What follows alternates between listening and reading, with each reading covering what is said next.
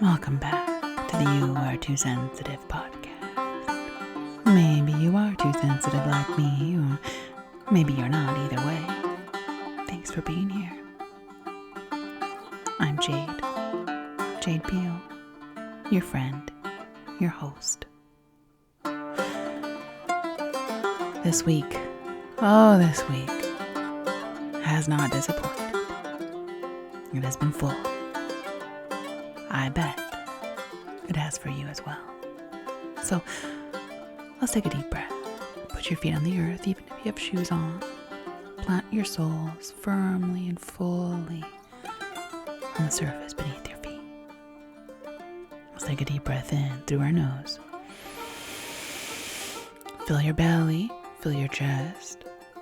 Soften your shoulders, soften your jaw. And through your mouth, exhale. Thank you, precious bud. Inhale through our nose. Extend your belly beyond the socially acceptable. Soften your shoulders, soften your jaw. Open your mouth.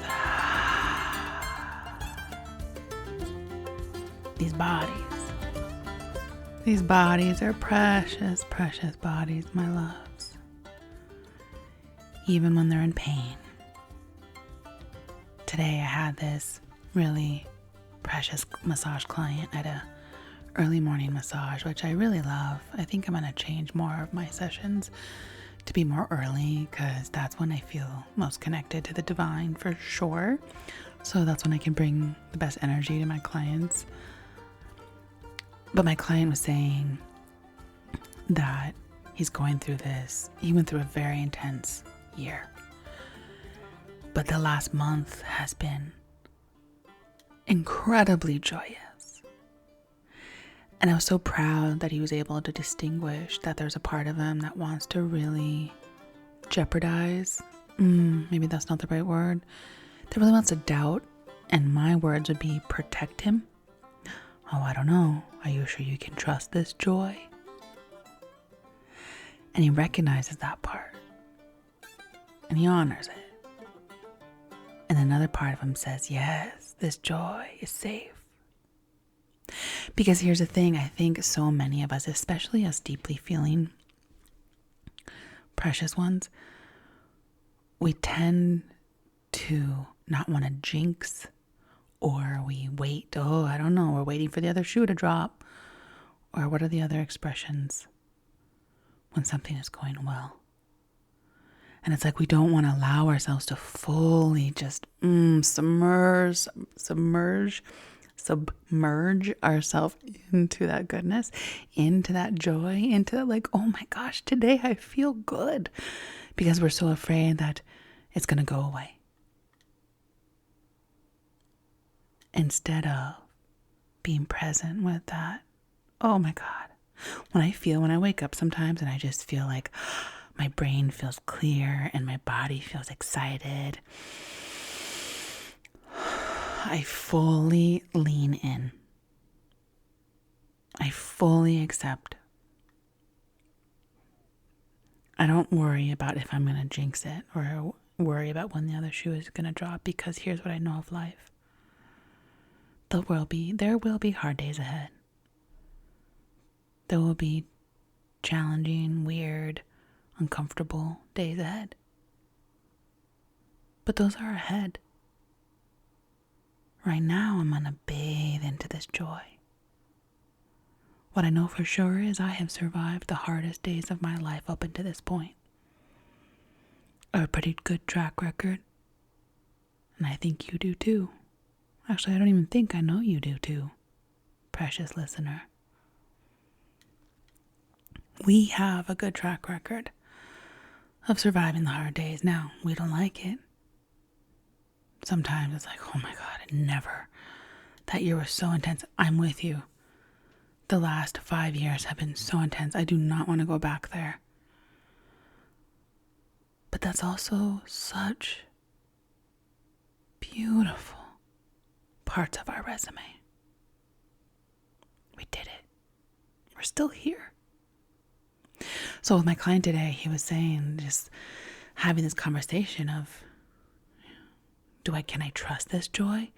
And then making the decision, yes, I can. Because not only can we not predict the future, we can absolutely be certain that there's challenge ahead and we'll meet it when we get there. But instead of living in the future, instead of worrying about jinxing ourselves or waiting for the other shoe to drop, how about we melt in? And the same goes with pain. At least for me. When it's a painful day, I lean into the pain. Pain is a very intense sensation in the body. Illness is a very intense sensation in the body. And instead of running and resisting and contracting against it, I desire to lean into it. Instead of running away from my burnout, I lean. That was my dog on cue. He always does this moan when I'm recording. What would happen if we leaned in instead of resisted? What if pain was a teacher? Instead of running from her and trying to get rid of her and scared of her, what am I going to do? How am I going to do the things I love? I am in so much pain. Instead, we lean in and say, hey, pain. If we really lean into pain, what's there? I'm going to give you an example. If you listen to this podcast, you know I'm a food addict. I love food. Fasting for me is very hard. I shared a podcast about when I fasted last month. I like fasting because for me it's a spiritual experience.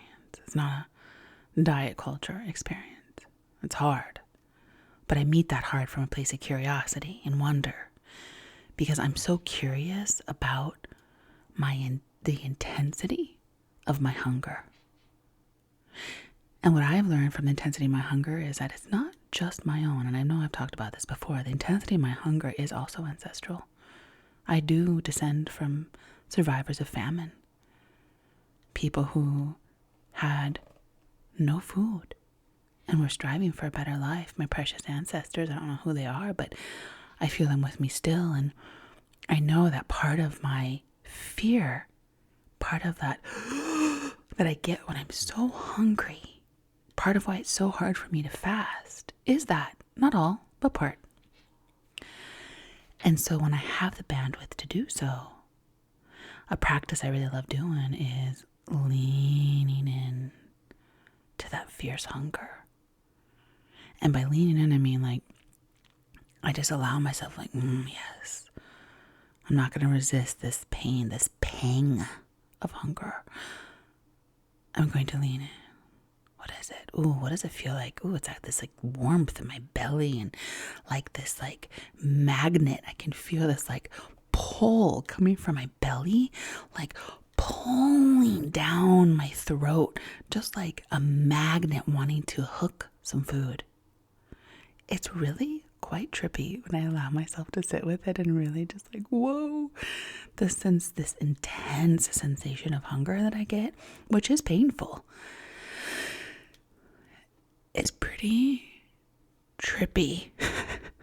It can kind of feel like an ayahuasca ceremony or being on mushrooms, to be honest, when we really allow ourselves to melt in. Instead of resisting, melt into the pain, melt into the burnout, melt into the sadness. Before I dive into the topics that I desire to share with y'all today, I wanted to share another poem by Sophia Kutsaiti from her book of poems called Journal of the Soul. I shared one called Burnout with y'all a few weeks ago. This one is called Neurodiverge. We were trained to remain contained, to mold the soul into shapes the world could hold. Submission posed as civility. Self-abandonment called itself grace.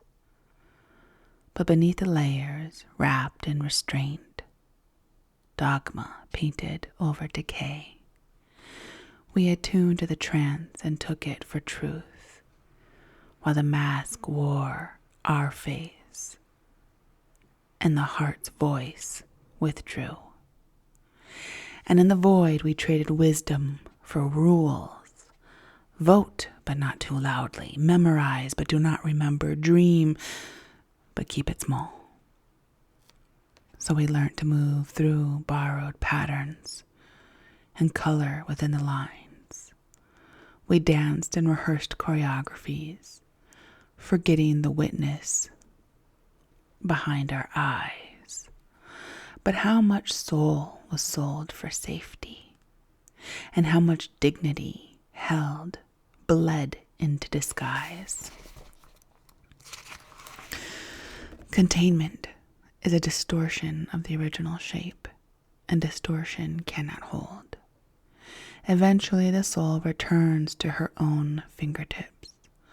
Lines unlearn their edges. The words break free from rhyme. The soul is never gone. She waits and she listens, living in the space that emotion leaves behind. And shimmering through the cracks of every heartbreak, her voice is the inner hum that says yes or no without sound. You are not born to crave. You are not born to carve your chaos into conformity.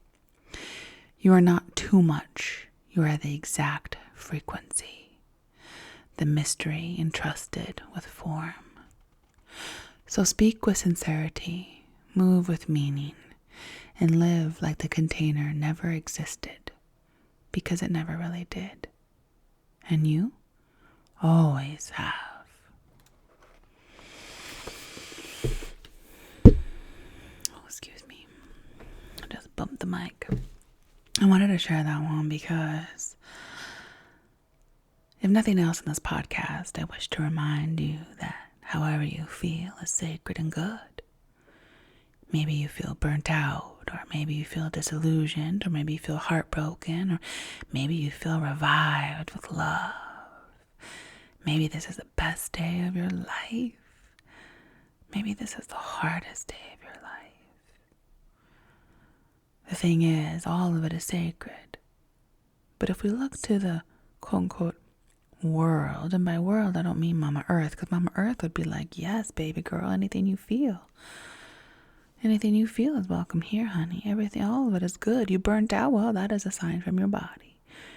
You're heartbroken, well, this is part of your school. I'm sorry, it really does suck, but well done, my love. There is no right or wrong here. There is only beauty that unfolds from it all, even on the darkest of days. That's not to say we have to experience darkness in order to know beauty. It's just that life is both dark and light. It is both dark and light, my loves. It is hard. But what if we leaned into the hard instead of resisting it? What if the hard was, in fact, so precious? And I only say that because I have survived all the hardest days, and the last 5 years have been so hard for me. I've been in frozen mode since March of 2020. And only now, the end of 2025, am I thawing. I'm so grateful I'm still alive to thaw. And that I've remembered my purpose. Yes. I'm 46 years old and I want to learn something new. I want to use my brain. I have to learn things I don't really want to learn, like algebra and trigonometry, in order to get to my dream of nursing so that I can be a hospice nurse and be in the sacred space of the dying. But I'm still alive to do it. And the last few weeks I've been applying for grants and scholarships and such, and I'm just falling in love with this country all over again. The amount of scholarships available, you just have to apply for them. I don't know if I'm going to get them. But at this point, I have a Pell Grant because I am poor, and I have military money because I have a husband who's in the Army. that's already a good chunk of money. And there's even more because there's so much support in order to learn in this precious country. There's a lot that's wrong, it is true. There's a lot that is wrong. And there's a lot that we get to continuously, slowly but surely work on. But let us not forget all that is right. And I'm not just talking in terms of studying. Like, I have been resistant to getting a quote-unquote education since I was 18. I resisted. I don't want a freaking diploma. What does that mean? What does it mean to have a diploma? Who the freaking cares? I know how to carve my own life. And I did. And I'm proud. And I think I don't know if I was clear enough in my previous podcast to really express how proud I am of myself. I've been supporting myself all by myself as an artist and as a out there massage therapist. I am not your run-of-the-mill massage therapist. I am not for everybody. I'm a little strange in the way that and strange I put quotation marks, because I'm not for everybody. It's definitely fringe massage, I would say. It is more spiritual. I am not a medical, we could say this, I am not a medical massage therapist. I am very much a spiritual massage therapist, massage healer. And I've made it. I'm 46 years old and I've been supporting myself since I was just a wee little 17-year-old. More like 18. I mean, those first few years I did trim marijuana so that I could put myself through massage school. But even that was me approaching the whole situation from an innovative perspective. I mean, okay, we're 17 minutes in, and what I wanted to bring to y'all today was, in case you're like me and you don't have much family in this country or in the world at all, and this can be a time, it can be tricky. The holiday seasons can be tricky if you don't have a lot of family, or at least it is for me. My mom is in Mexico, my dad is dead, and I don't really have a relationship with my sister. I wish that my niece lived nearby, but she doesn't. But I do have my son. My husband has his children, and well, one of his children has made it very clear she wants nothing to do with me, and so we don't do holidays together, and so it's a bit lonely. And that could go one or two ways. I could be very sad and feel very sorry for myself, which I'm going to be honest, I do from time to time. Just yesterday, I allowed myself, I was eating, I was at the table and I was eating lunch or something, and I just was overcome with like sadness, and I just spoke to myself again, the reparenting, like, oh, tell me more. Oh, you feel so alone. You have no family to have Thanksgiving with. You don't have any blood relatives to share this time with. You can't even share this time with your husband because he has a child and ex-wife who have made it very clear that you are not welcome here. Okay. Yeah, it's absolutely reasonable to feel sad, baby girl. Feel sad. And I cried. And then, what is also true, I love my peace. I love that I get to spend it with my baby boy. We might go to a friend's house, or maybe we'll just stay here, him and me, and our dog. Because here's the thing. I do have grief that I don't have a lot of family nearby. Just saying, that brings tears to my eyes because I do. I have grief. More than anything, I wish my dad was here. I love Thanksgiving and Christmas with my dad because he loved them so much. And just being with him, just spending sacred space. It's not even about the actual holiday. It's just spending sacred space together. My mom, she's never really believed in holidays anyways. We never really did holidays. But I am going to go see my mom in February. I'm so excited. I just bought myself a ticket, which I'm so happy I was able to do, because I have I have this huge photo shoot tomorrow, and I have many, many photo shoots coming up. So I was able to buy myself a ticket to go see her in February. I'm going to help her. We're trying to minimize. She's trying to get rid of things, and I'm going to help her because if you've ever been to my house, which is my studio where I do massage and photography, you know I'm a bit of a minimalist. I don't like to have too much. I don't like things. In fact, oh, that's thunder. It's raining right now. It's raining. It's been raining for many days in the desert right now. And it's raining and there's thunder. Oh, it's so gorgeous. I need to go for a walk out there. So,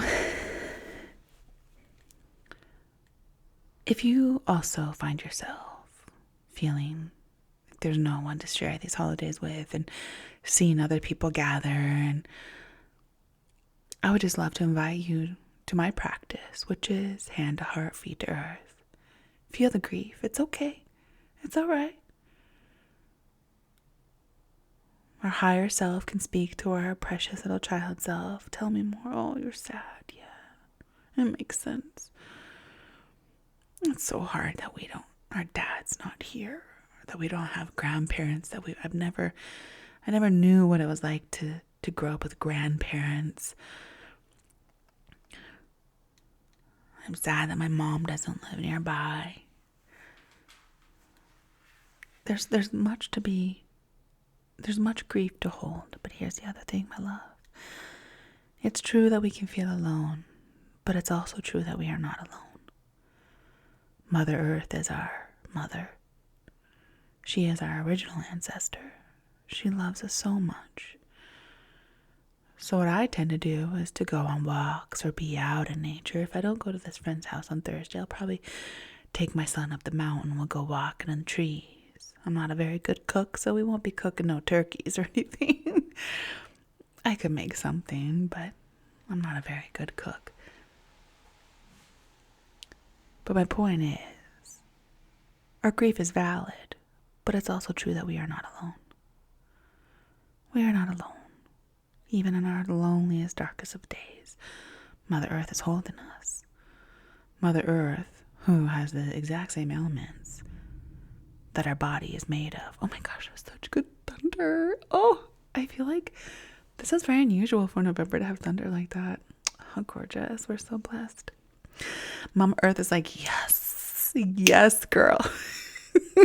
She is supporting this message. I approve. Or at least that's my interpretation. I approve this message. If you're feeling lonely, come out to me, precious one. So, yeah. I also wanted to share a little bit about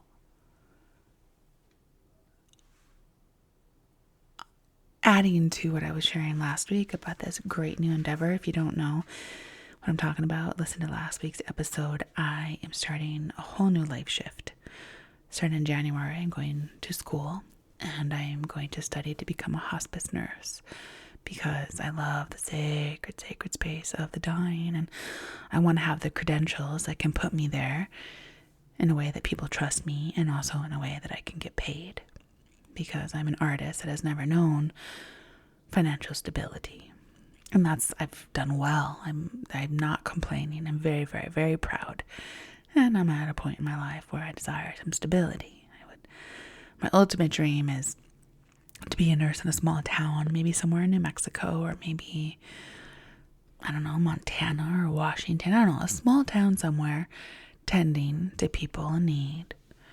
And also I want to have my bees. I want to be a beekeeper. So I have my bees that I tend to, and then I go tend to the people who need support and mostly the support of what Western medicine can bring in to the time of transition.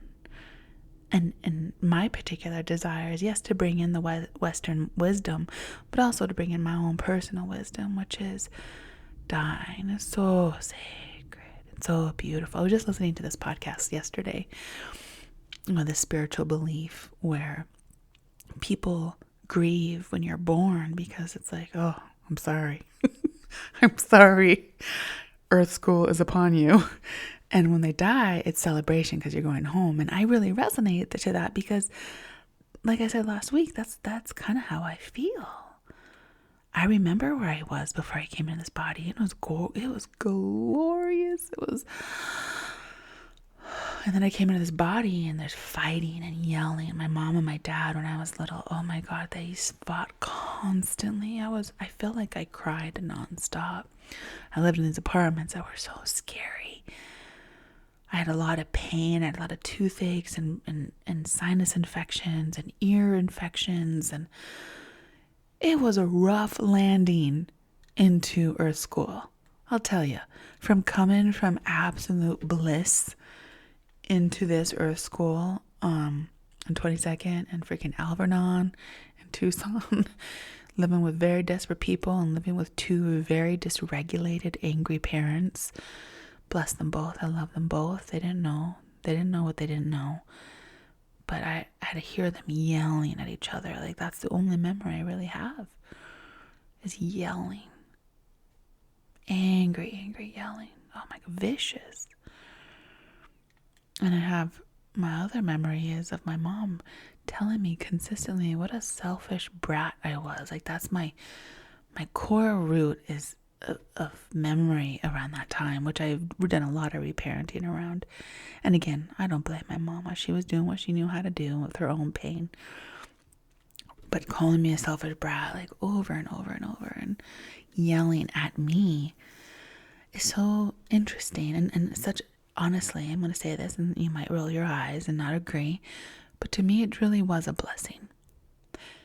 Because having that experience really gave me the insight of how to be with my son, which I'm not saying is the right way. I'm not. He might come to me one day and be like, Mom, you really fucked up on X, Y, and Z. And I will be open to that because I don't claim to have any answers, y'all. I'm in Earth School alongside you. But what I do know is I've never called my child any bad name, which I didn't even know as a child. Selfish brat was, to me, synonymous to my name Jade. And being yelled at and told how horrible I was very normal. And I've never done that with my baby boy. And I have to parent him, and there's hard days. In fact, today was just a hard day parenting my son. I found out that he has my boy doesn't have a phone yet. He's 13, and I haven't given him a cell phone yet, but he does have an iPad. And so when he's home, he can get on his iPad, and he has access to TikTok, and he has a TikTok account. And I've suspected for a while that he had a TikTok account that I couldn't see, because I check on a TikTok account. Because I tell him, my job is not to be your friend. My job is to protect you. And so I want to check and see what you're doing on social media, on TikTok. And I also want to see who's engaging with you, because there's a lot of scary people on the internet. So today I learned that he has a secret TikTok that I didn't know about, and he's been lying about, because I've asked him over the last few weeks, and he didn't tell me. And I finally was able to get the truth out of him today. And I felt very hurt by that. But also I understand. I understand the natural desire to not want to tell your parents everything. But we had a really good talk about it. But I have some sadness around that as well. And it is what it is. It's not his problem. I didn't yell at him. I didn't tell him he was a horrible person. I told him that there might be some consequences, but I said it very calmly. Not yelling. I'm going to say it this way. I remained very regulated, which I'm very proud of. Very, very proud of. I didn't, no yelling, no name calling. In fact, I ended it with thanking him for sharing his truth and how I want to continue to build a relationship of trust. Because obviously, there's some work to do. If he doesn't trust me to tell this, then there's some work to do still on my part and also his part. And he apologized profusely. And yeah, we got work to do there. I am not the know-all parent. I am not. I am learning as I go. But what I do know is I am not going to call him any horrible names. I feel like being human is already as hard as possible. We already have our worst inner critic, or at least that's been my experience. Is working with my own inner critic is so intense, and anyone else who wants to add to my inner critic by telling me what a horrible person I am, oof, especially parent, and especially when I was younger, it's just more, at least for me, it's more time healing. It takes more time to heal when my already natural inner critic is then multiplied by people that I trust telling me how horrible I am. So I feel very, very confident in that regard with my baby boy. I tell him that all the good things. I tell him how proud I am, how brave and kind and smart and how handsome, and also that how he looks is the least interesting thing about him, but that I just adore him. And also, I'm going to hold you accountable, baby boy. I'm going to hold you accountable. And inevitably, as humans, we're going to make mistakes. And I don't make it seem like he's the only one that makes mistakes. I make mistakes all the time. In fact, I feel like I am number one mistake maker. And also, he's going to make mistakes. And one of his mistakes was, lying to me about this TikTok thing. But that's okay. This is part of being human. This is part of our earth journey together. Oh my God. The thunder. Thunder only happens when it's raining. And wildly, the other thing I really wanted to share with y'all is just my recent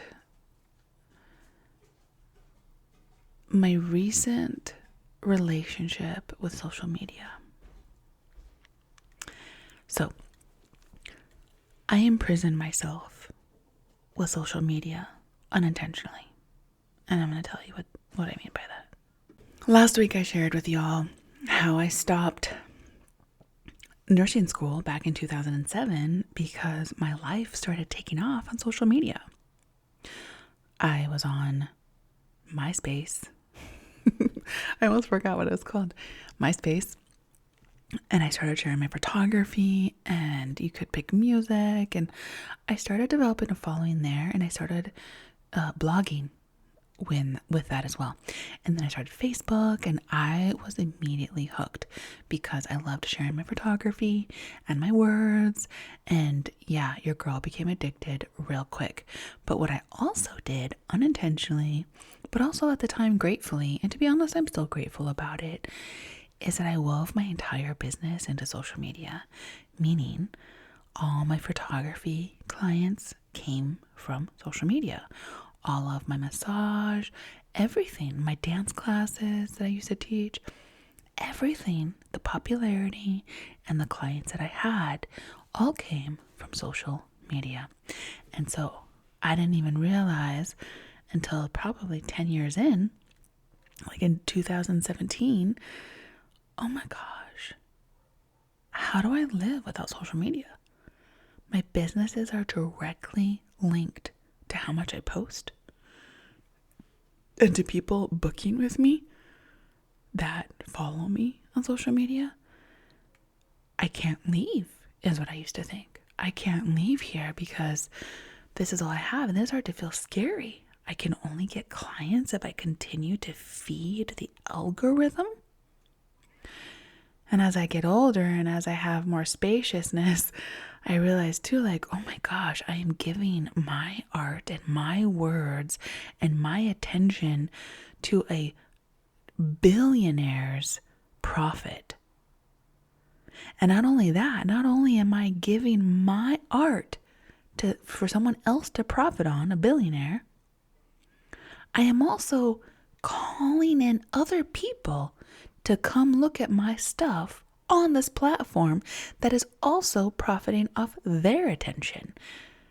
I am literally calling like a magnet, come here, come to Instagram, come to Facebook, and like and read and watch this content I have made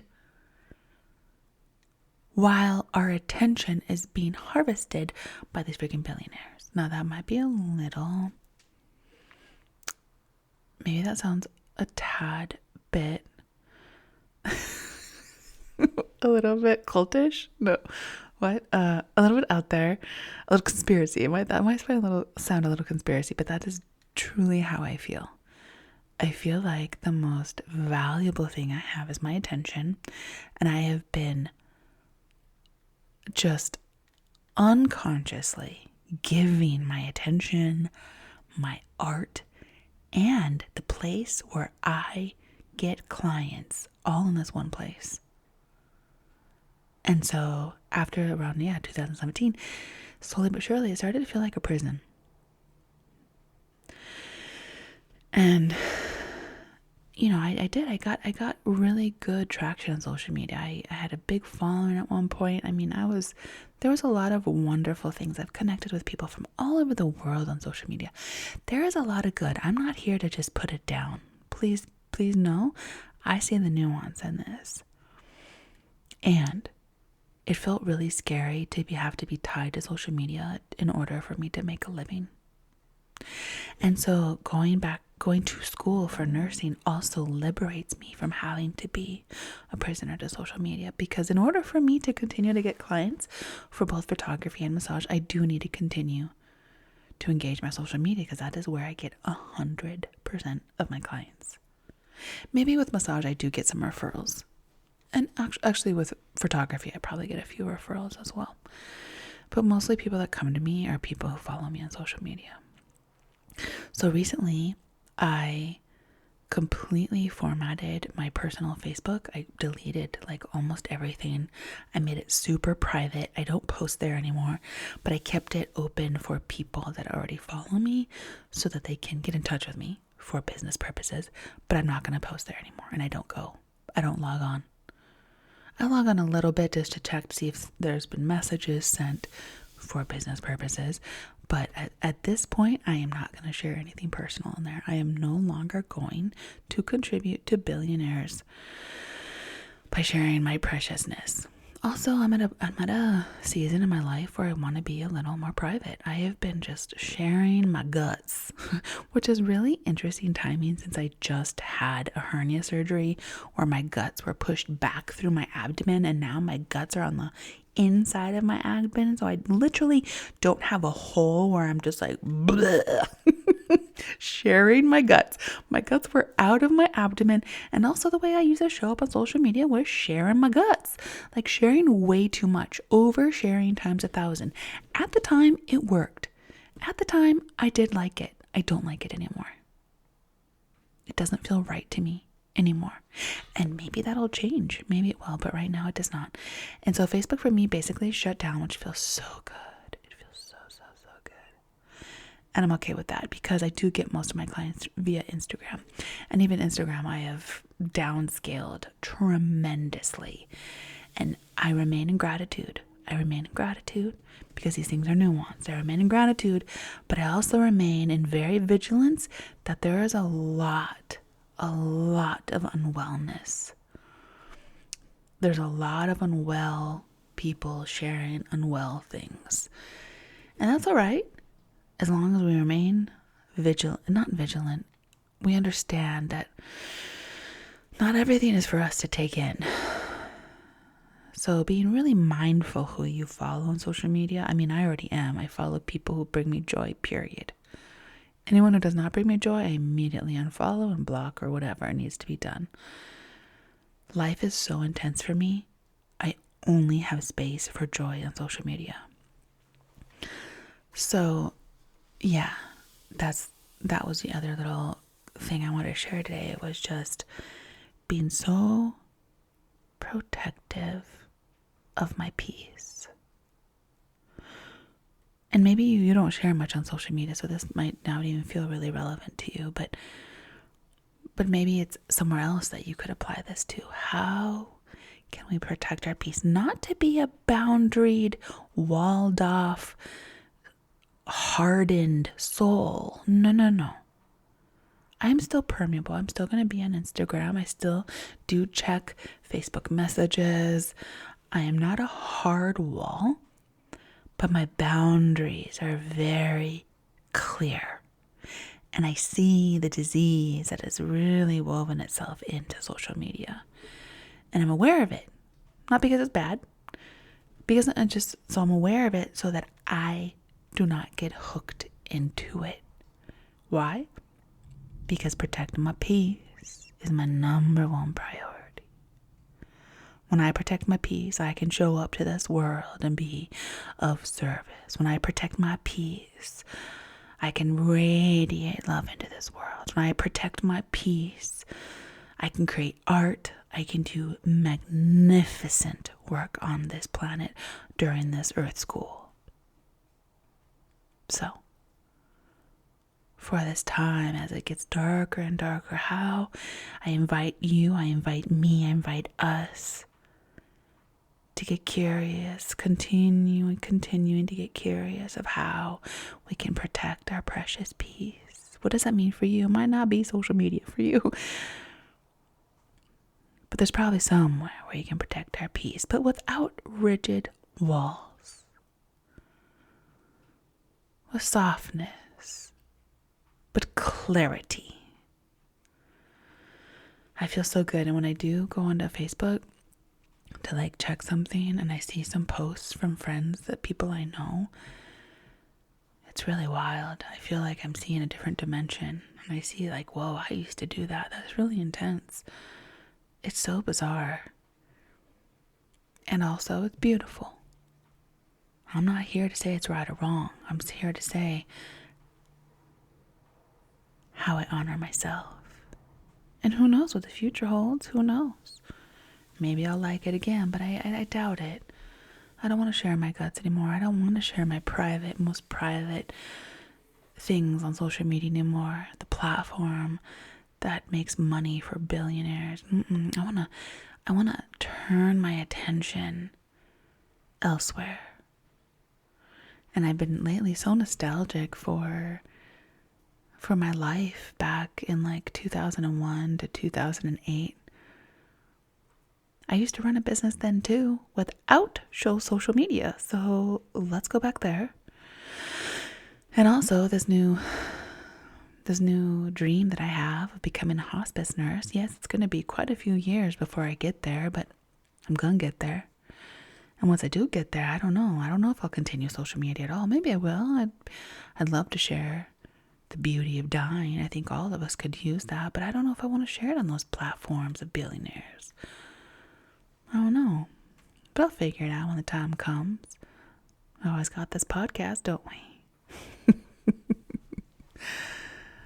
And even if you're not as passionate about death and dying as I am, I'm so grateful that you're willing to listen. For me, embracing death and knowing that when I die, I just get to go home to that place I remember is so beautiful. And it's not that I wish for death. I do not. It actually makes me appreciate life so much more. Because the thing is, I remember home. It's beautiful. It's free. But you know what's not there? Thunder. Rain. Like I have right now. Hugs are a little bit different. Even experiencing pain. We don't experience that. At least I didn't experience that back at home. And it's sacred too. Pain is sacred. Pain is a teacher. Pain, as Ram Dass says, is God dressed in drag.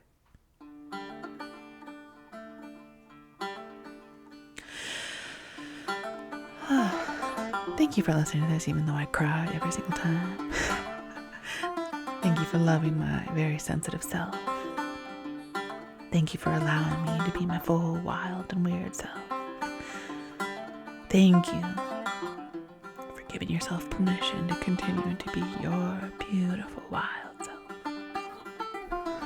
Before we end, let's breathe together. Shake out your hands, stomp your feet, roll your head. Oh, precious bodies however you feel. If you have pain, lean into it. If you have sadness, lean into it. If you have joy, lean into it. This is what we're here to do. Deep breath. Inhale, reach your arms up, up, up, up to the sky. Inhale. Turn your palms and reach your arms down like wings floating down. Exhale. Inhale, reach your arms up, up, up, up. Touch your palms, turn your palms away, reach down, exhale. Place your hands to your heart. That body is a good body. This body is a good body. Thank you for being in that precious body. I wish you blessings and love, whether you're with family or not, for these holiday seasons. I love you, and I'll see you next week. Bye.